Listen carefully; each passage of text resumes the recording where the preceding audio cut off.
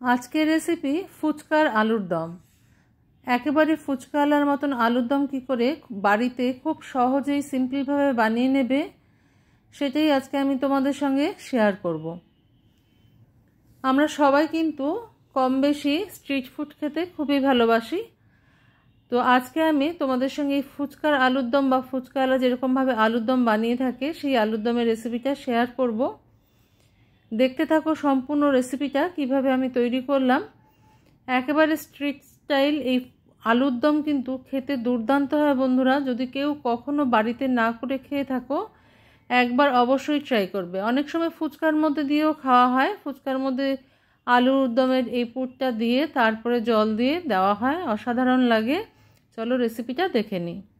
আলু সিদ্ধ করে নিয়েছি, এর জন্য ছোট আলু লাগবে। আমি ছোট আলু নিয়ে নিয়েছি, দেখো সিদ্ধ করে নিয়েছি।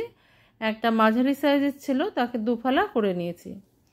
একটু নুন জলে সিদ্ধ করে নিয়েছিলাম। এবার একটা কড়াইতে দিয়ে দিলাম পরিমাণ মতন সর্ষের তেল। সর্ষের তেলের মধ্যে দিয়ে দিলাম একটুখানি নুন, একটুখানি হলুদ আর সামান্য একটু লঙ্কার গুঁড়ো। এবার তেলের সাথে এটাকে মিশিয়ে নেব। এটা করার কারণ হচ্ছে যে এর ফলে কিন্তু নুনটা যেমন আলুর মধ্যে ভালো করে ঢুকে যাবে, আর হলুদ আর লঙ্কার গুঁড়োর জন্য কালারটা কিন্তু খুব সুন্দর আসবে। এবার সিদ্ধ করা আলুগুলো আমি কিন্তু ভেজে নেব। Welcome to my cooking channel Shatabdi's kitchen. Shatabdi's কিচেনে তোমাদের সবাইকে স্বাগত। নমস্কার বন্ধুরা, আমি শতাব্দী। তোমরা সবাই কেমন আছো? আশা করি সবাই ভালো আছো, সবাই সুস্থ আছো। আজকে খুব সিম্পল আর ইজিভাবে আমি তোমাদের ফুচকাওয়ালার আলুর দম রেসিপিটা শেয়ার করলাম। একেবারে street style recipe, street food এটা। যদিও বাড়িতে সাধারণত আমরা এরকম আলুর দম তৈরি করি না, তবে আজকে আমি এইরকম চটপটা হয় ফুচকাওয়ালা রেসিপিটা, সেজন্য কিন্তু আমাদের সবারই খেতে খুব ভালো লাগে। এই চটপটা আলুর দম রেসিপিটা কিন্তু ভীষণ সুন্দর লাগে। একবার অবশ্যই ট্রাই করে দেখবে যারা কখনো করনি। আলুটা ভাজা হয়ে গেছে, নামিয়ে নিয়েছি একটা পাত্রে। এবার টমেটো, আদা, রসুন আর কাঁচা লঙ্কা ভালো করে আমি পেস্ট করে নেব। লঙ্কার পরিমাণটা যে যার স্বাদ অনুযায়ী রাখবে, যে যে পরিমাণে ঝাল খেতে পছন্দ করো। তবে এটাকে কিন্তু সম্পূর্ণ পেস্ট করা যাবে না, একটু এরকম দেখো আধ ভাঙা অবস্থায় রাখতে হবে। তোমরা যদি ছেঁচে নিতে পারো, এটাকে আমি পালস মোডে চালিয়ে নিয়েছি, ছেঁচে নিলে কিন্তু আরও ভালো হয়। এবার ওই তেলের মধ্যে, কড়াইতে যে তেলটুকু ছিল তার মধ্যে আমি গোটা জিরা ফোড়নে দিয়ে দিলাম সামান্য একটু হিং।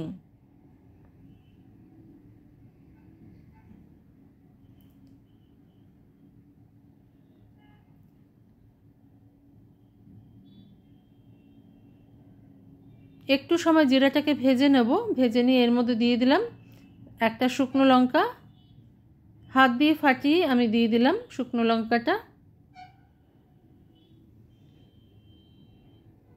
এবার দিয়ে দেবো দুটো মিডিয়াম সাইজের পেঁয়াজ আমি কুচি করে রেখেছিলাম, সেটা এরকম ফাইন কুচি করে নিতে হবে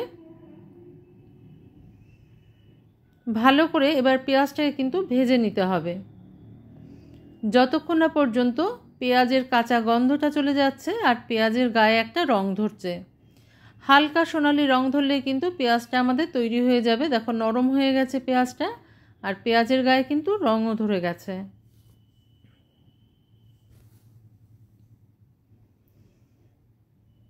আমি আর একটু সময় নাড়াচাড়া করে নিলাম। এবার কিন্তু সম্পূর্ণ রেডি হয়ে গেছে। দেখো সোনালি রং ধরে গেছে গায়ে। এরকম সোনালি রং ধরা পর্যন্ত পেঁয়াজটাকে একটু ভেজে নিতে হবে। এবার আমি যে আদা, রসুন, কাঁচা লঙ্কা, টমেটোর একটা পেস্ট তৈরি করে রেখেছিলাম সেটা দিয়ে দিলাম।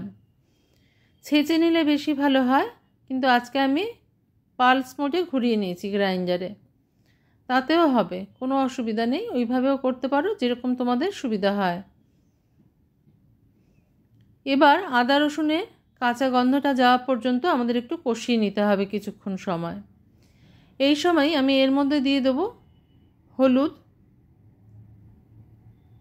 আর নুন।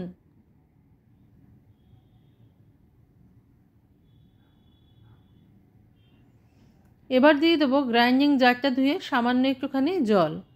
যেটুকু মশলা লেগেছিল গায়ে গ্রাইন্ডিং জারে সেটুকু দিয়ে দিলাম আমি। এবার ভালো করে কষিয়ে নিতে হবে আমাদের মশলাটাকে, যতক্ষণ না পর্যন্ত মশলার গা ছেড়ে একটা তেল বেরিয়ে আসে।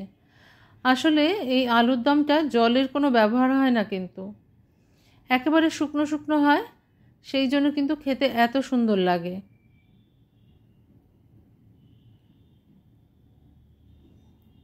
এই আলুর দম কিন্তু ভীষণ জনপ্রিয় একটা খাবার। কে কে আলুর দম ভালো খাও অবশ্যই কমেন্ট বক্সে কমেন্ট করে জানাতে কিন্তু ভুলে যাবে না। শীতকালে আলুর দম সে যেরকমই হোক আমাদের কিন্তু খেতে ভীষণ ভালো লাগে। রুটি, লুচি, পরোটা, ভাত সব কিছুর সাথেই আলুর দম খাওয়া যায়, কিন্তু আজকে যেটা আমি তৈরি করছি এটা কিন্তু শুধু মুখে খেতেই বেশি ভালো লাগবে। মশলাটা কষা হয়ে গেছিলো, সেই জন্য আমি দিয়ে দিলাম আলু কটা। ভেজে রেখেছিলাম আলুটা, সেটা দিয়ে দিলাম। এবার ভালো করে মশলার সাথে একটুখানি নাড়াচাড়া করে নেব, মিশিয়ে নেব মশলাটা আর কি। খুব হালকা হাতে নাড়তে হবে, কারণ আলুটা আমাদের আগে থেকেই সিদ্ধ করা আছে, আর এটা করতে খুব বেশি সময় লাগে না। আলুটা যদি সিদ্ধ থাকে এটা করতে খুব বেশি সময় লাগে না, 10 মিনিটের মধ্যেই তৈরি হয়ে যাবে এরকম আলুর দম। দেখো আলুটা সিদ্ধ বলে এটা করতে কিন্তু সময় লাগবে না।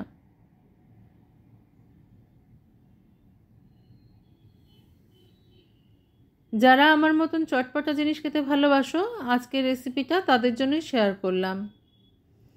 এবার সামান্য একটু পরিমাণে বিট নুন দিয়ে দিলাম, আর একটা বাটিতে দেখো আমি কিছুটা পরিমাণ পুরনো তেঁতুল গুলে রেখেছিলাম। কারোর কাছে যদি পুরনো তেঁতুল না থাকে এমনি পাকা তেঁতুল দিলেও হবে। এখানে নিয়ে নিয়েছি জিরা, মৌরি, ধনে, তেজপাতা, শুকনো লঙ্কা। এটা হচ্ছে ফুচকার মশলা। এটাকে একটু ড্রাই রোস্ট করে নেবো কিছুক্ষণ সময়। ড্রাই রোস্ট করে এটাকে আমি গ্রাইন্ডারে গুঁড়ো করে নেব। তবে ওই যে বললাম, পুরোপুরিভাবে গুঁড়ো করবে না, একটু আধ ভাঙা করে নেবে, তাতেও অসুবিধা হবে না। খেতে কিন্তু খুব ভালো লাগে যখন এই দানাগুলো মুখের মধ্যে পড়ে। এই আলুর দমের মধ্যে আমি এখানে প্রয়োজন মতন একটু মশলা মিশিয়ে দিলাম। সম্পূর্ণটাই যে লাগবে এমন কোনো কথা নেই, আমি তোমাদের ওখানে একটু বেশি পরিমাণেই করে দেখিয়েছি, কারণ এটা আমি পরের জন্য আবার রেখে দেবো। পরে যখন করব অনেক জিনিসই ব্যবহার করা যায়, তখন আমি ওটাকে ব্যবহার করে নেব। সেই জন্য যতটুকু আমার এই আলুর দমের জন্য প্রয়োজন সেইটুকুই আমি ব্যবহার করলাম। সামান্য একটু পরিমাণ জল দিলাম, যাতে মশলাটা পুড়ে না যায় আর আলুর গায়ে কিন্তু মশলাগুলো ভালো করে লেগে যায়। খুব সামান্য পরিমাণ জল দিয়েছি, দেখেই তোমরা বুঝতে পারছো। এবার এইটুকু জলকেও আমার শুকিয়ে নিতে হবে ভালো করে। এবার যে তেঁতুল গোলা জলটা ছিল সেটা আমি দিয়ে দিলাম। চাইলে তোমরা তেঁতুলটা ছেঁকে দিতে পারো, তবে এখানে ছাঁকার কোনো প্রয়োজন নেই। এরকমই একটু টক টক হবে, টক টক ঝাল ঝাল হবে। যারা এরকম ফুচকা আর আলুর দম খেয়েছো তারা তো জানোই কীরকম খেতে হয়, আর যারা খাওনি তারা ঝটপট বাড়িতে কিন্তু বানিয়ে নিতে পারো এরকম করে। দেখো তেলটা ছেড়ে এসছে, আর এটা কিন্তু প্রায় শুকিয়ে এসছে গ্রেভিটা। একদম শুকনো করে ফেলবো না, একটু এরকম রাখবো গামাখা গামাখা, তাহলে খেতে বেশি ভালো লাগবে। নামাবার আগে দিয়ে দেবো পর্যাপ্ত পরিমাণে ধনেপাতা। ধনেপাতার পরিমাণটা একটু বেশিই রাখবে, তাতে কিন্তু খেতে খুব ভালো লাগে।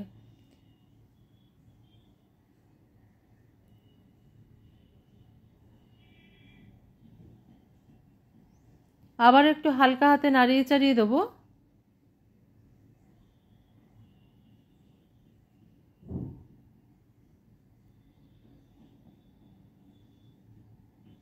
দেখো আমি দেখে দিচ্ছি, আলুগুলো কিন্তু সিদ্ধ হয়ে গেছে।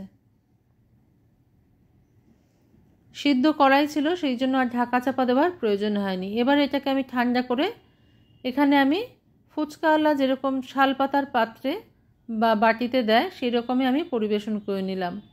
দুটো শালপাতার পাত্র নিয়ে নিয়েছি, আমি বাটি নিয়ে নিয়েছি, এর মধ্যে ফুচকা আলুর দম আমি দিয়ে দিলাম। দেখো কত সুন্দর দেখতে হয়েছে, খেতে কিন্তু ভীষণ সুন্দর হয় বন্ধুরা। যদি কেউ কখনো না খেয়ে থাকো এরকমভাবে আলুর দম, একবার অবশ্যই বাড়িতে ট্রাই করবে। শীতের সন্ধ্যায় যদি এরকম একটু আলুর দম হয় তাহলে কিন্তু আর কিছু লাগে না। সঙ্গে যদি ফুচকা থাকে তো আরোই ভালো কথা। তবে আমার কাছে আজকে ফুচকা ছিল না, তাই আমি শুধুমাত্রই আলুর দমটা তৈরি করলাম। উপর থেকে একটু পেঁয়াজ কুচি, ধনেপাতা কুচি দিয়ে দিলাম। তোমরা চাইলে এখানে লেবুর রস ব্যবহার করতে পারো। আমি এখানে লেবুর রস না, আমি এখানে আবারও একটুখানি তেঁতুল জল রেখেছিলাম, সেটা ছড়িয়ে দিলাম। তেঁতুল জল দিয়ে কিন্তু এই ফুচকার আলুর দম খেতে বেশি ভালো লাগে। সিম্পল ইজি একটা রেসিপি আলুর দম তোমাদের সঙ্গে আজকে শেয়ার করলাম। ভালো লাগলে লাইক, শেয়ার, কমেন্ট, সাবস্ক্রাইব করার অনুরোধ রইল তোমাদের কাছে। আর দিয়ে দিলাম উপর থেকে একটু বিট নুন। এবার দিয়ে দেবো একটুখানি ভাজা মশলা, যে মশলাটা আমি তৈরি করে রেখেছিলাম সেই মশলাটা একটু উপর থেকে দিয়ে দেবো। এইভাবে সাজিয়ে নিয়ে পরিবেশন করলে দেখবে পারফেক্ট ফুচকাওয়ালার আলুর দমে স্বাদ পাওয়া যাচ্ছে। একটু মশলা দিলে কিন্তু ভালো লাগবে, সেই জন্য আরেকটু মশলা আমি ছড়িয়ে দিলাম।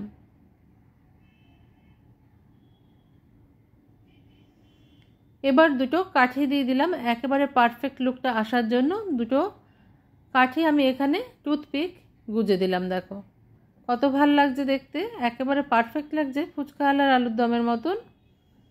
ফুচকার জন্য আলুর দম আমাদের তৈরি হয়ে গেছে। আজকে তাহলে এই পর্যন্তই বন্ধুরা, দেখা হচ্ছে পরের দিন অন্য কোনো রেসিপি নিয়ে তোমাদের সঙ্গে। তোমরা সবাই ভালো থেকো, সুস্থ থেকো।